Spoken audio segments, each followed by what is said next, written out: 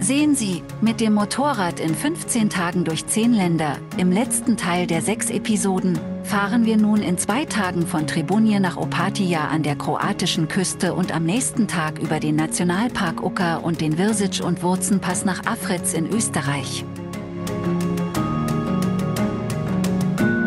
Die Route führt uns über die Partyinsel Pag. Mit der Fähre erreichen wir wieder die Magistrale und fahren die Küste entlang bis nach Opatija.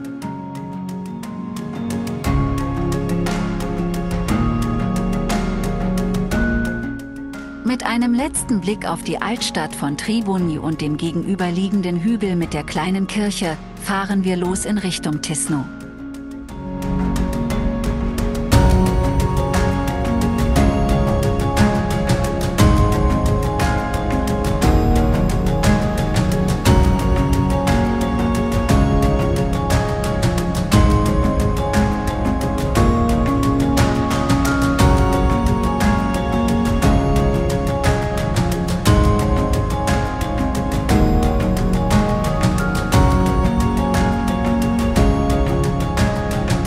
An einem kleinen Sendeturm in der Nähe von Tisno machen wir einen kurzen Fotostopp, da man von dort oben eine herrliche Aussicht auf Tisno, Pirovac und den Vranersee sowie auf die Inseln Murter und Kornati hat.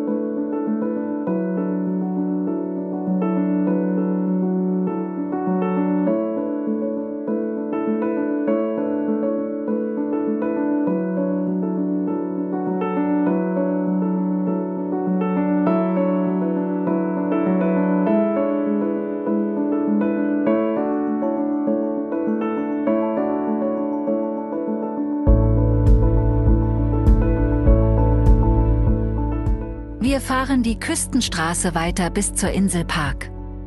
Die Insel liegt nördlich von Zadar in Norddalmatien. Pag hat eine Länge von 58,25 Kilometern und ist mit 284,18 Quadratkilometern Fläche die 5. größte Insel der Adria. Insgesamt hat die 2 bis 10 Kilometer breite Insel ungefähr 8.400 Einwohner. Die zum Festland gerichtete Ostküste ist durch Abholzung unter den Venezianern und unter Einfluss der stürmischen Bora fast kahl und wirkt wie eine unwirkliche, in Steinmauern eingefriedete Mondlandschaft, während die Westküste, von der Bora verschont, reich an Vegetation ist.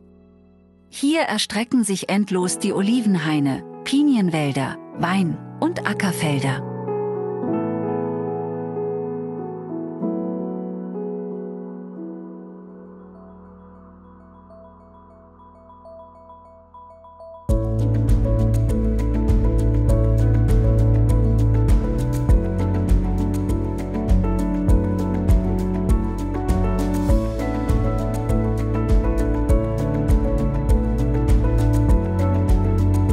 Gleich bei der Brücke von Pag am südlichen Nebenarm der Insel befinden sich die Ruinen einer Festung. Von diesem Platz aus wurde der Schiffverkehr bewacht und kontrolliert.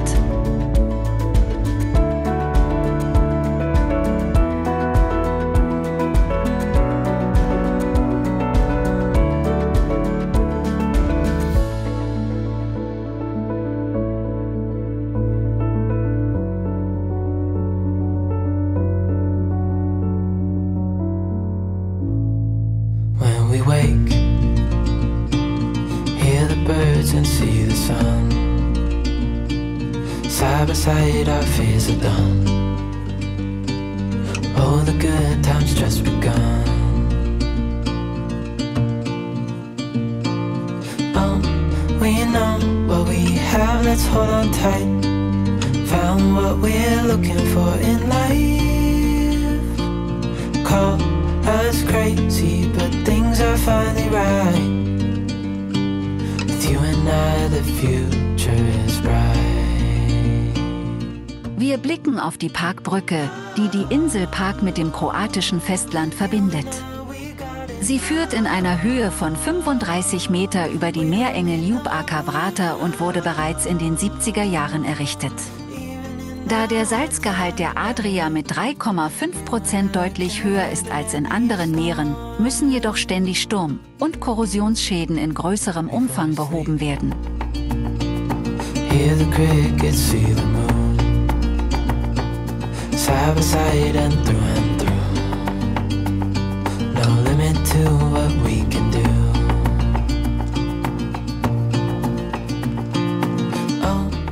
Wir fahren weiter auf der Insel Pag bis in den Norden zur Fähre an den Fährhafen Циклиен, die uns in 15 Minuten Fahrzeit nach Prisna zum Festland übersetzt. Циклиен ist einer von 3 Fährhäfen auf Pag und die Fähre fährt in der Hauptsaison 21 Mal.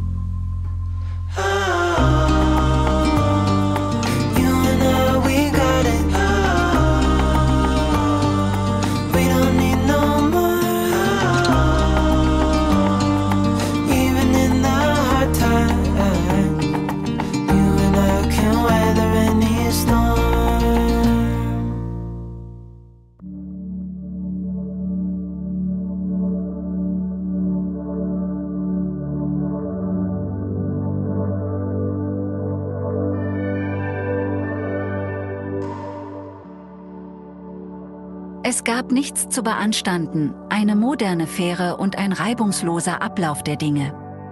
Wir hatten auch nur 15 Minuten Wartezeit und haben für jedes Motorrad 3,30 € bezahlt.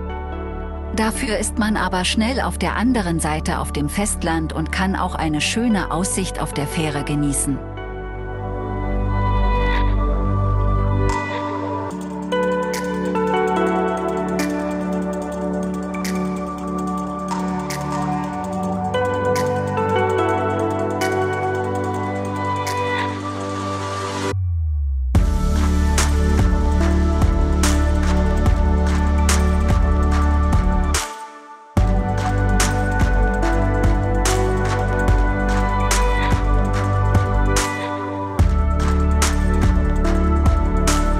Wir kommen nach circa 15 Minuten mit der Fähre auf dem Festland an und fahren dann in Richtung Opatija weiter.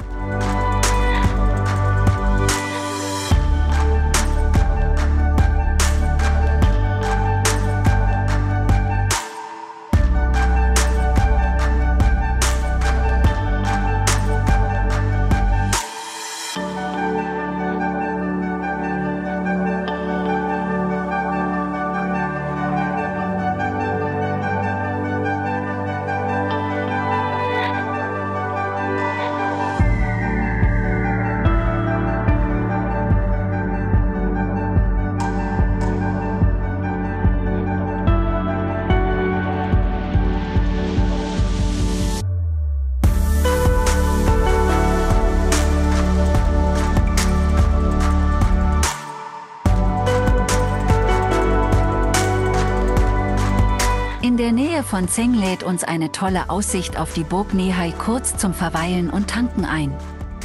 Die Burg stellt ein einzigartiges Exemplar aus dem Übergang des Mittelalters in die Renaissance dar. Gebaut wurde sie teilweise aus dem Material der niedergerissenen Kirchen, Klöster und anderen Gebäuden, die sich auch außerhalb der Mauern von Seni befanden. Sie diente als wichtiges strategisches Objekt der Verteidigung gegen die Türken.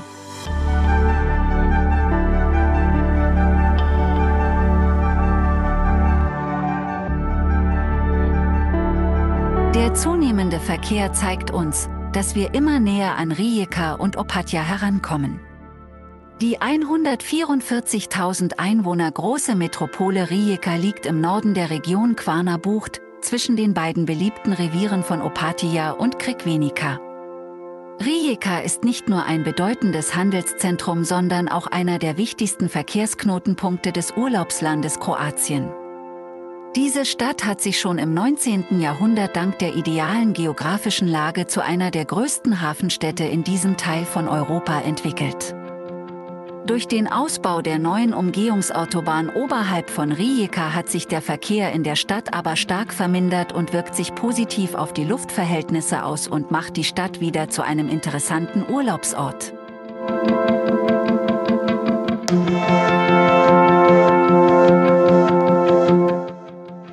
Wir kommen nun in den dichten Abendverkehr von Opatija und kämpfen uns durch die Straßen zu unserem noblen Hotel Astoria, das direkt an der Riviera an den hervorragenden Fischrestaurants liegt. Opatija wird aufgrund seines ausgezeichneten touristischen Angebotes und seinen zahlreichen Sehenswürdigkeiten unter anderem auch noch als das Nizza von Kroatien bezeichnet. Und das ist auch der Grund, dass günstige Parkplätze auch für Motorräder Mangelware sind.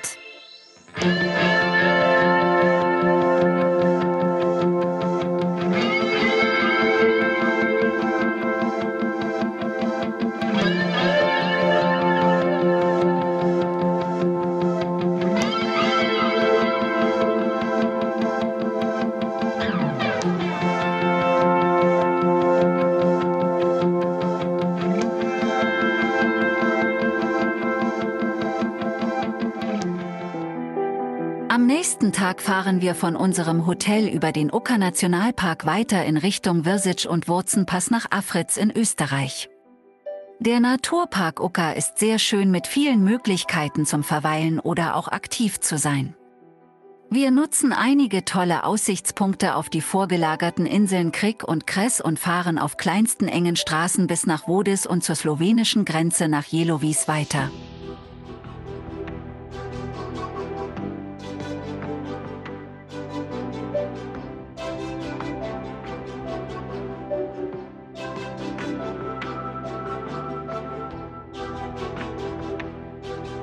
Über den slowenischen Nationalpark Velika Planina, einer märchenhaften Hochebene mit einer der größten Hirtensiedlungen Europas, fahren wir weiter bis zum Vršac-Pass in den Nationalpark Triglav.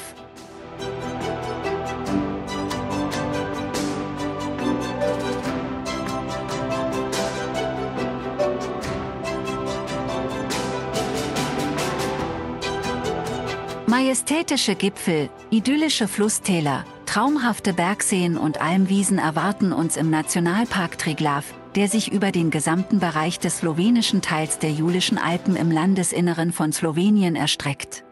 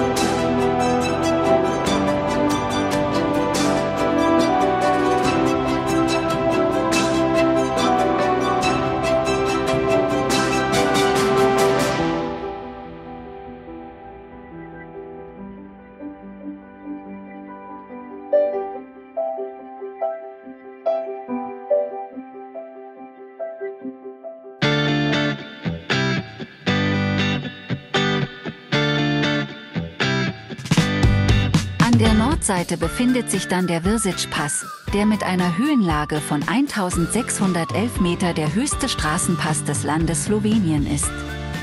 Der Gebirgspass verbindet das Soka-Tal im Süden mit Kranjska Gora im Norden. Die Gebirgsstraße ist bei Motorradfahrern und Radfahrern sehr beliebt. Die Hochgebirgsstraße hat 50 Serpentinen, 24 auf der Nordseite, von Kranjska Gora kommend, und 26 auf der Südseite von Trenta kommend. Ein kleines Paradies, insbesondere für Motorradfahrer.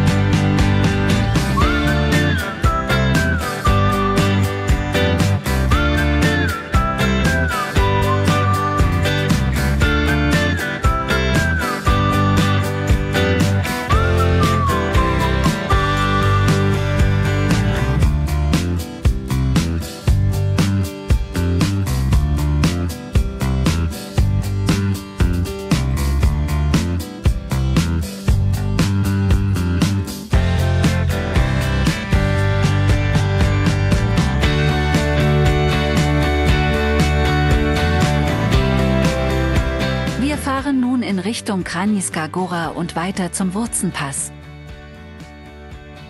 Der Vršić-Pass ist ein Alpenpass über die Karawanken. Mit einer Passhöhe von 1071 Meter ist er einer der nicht ganz so hoch gelegenen Pässe Sloweniens. Bis zur Eröffnung des mautpflichtigen Karawankentunnels war der Vršić-Pass mit seiner engen kurvenreichen Passstraße und bis zu 18% Steigung einer der wichtigsten Grenzübergänge von Österreich nach Slowenien. Wir fahren weiter durch Villach in Richtung Africa am See und hoch zum Tourenfahrer-Motorrad-Hotel Blue Mountain. Das Blue Mountain Hotel genießt eine herrliche Berglage mit Panoramablick. Es liegt 1250 Meter über dem Meeresspiegel auf dem Verditz in Kärnten. Dort treffen wir Gleichgesinnte und beenden bei einem schönen gemeinsamen Abendessen unsere Balkantour in 15 Tagen durch 10 Länder.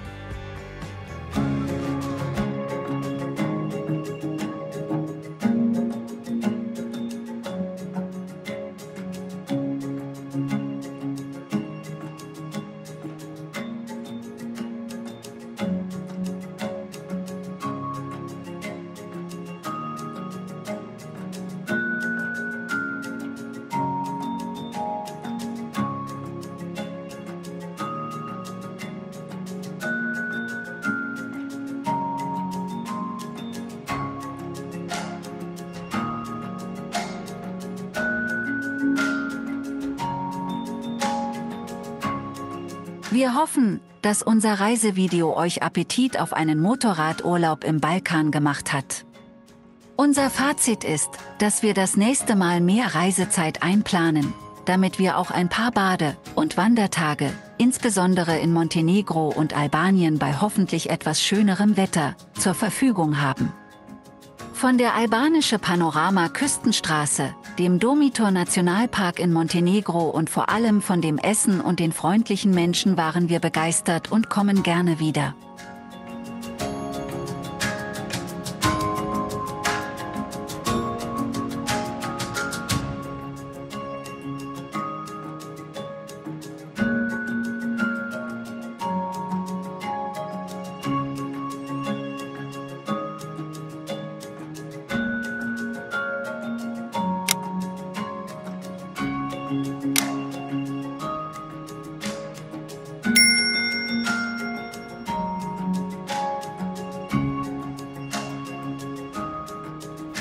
Mich würde es freuen, wenn ihr auch das nächste Mal dabei seid. Bleibt gesund und bis dann.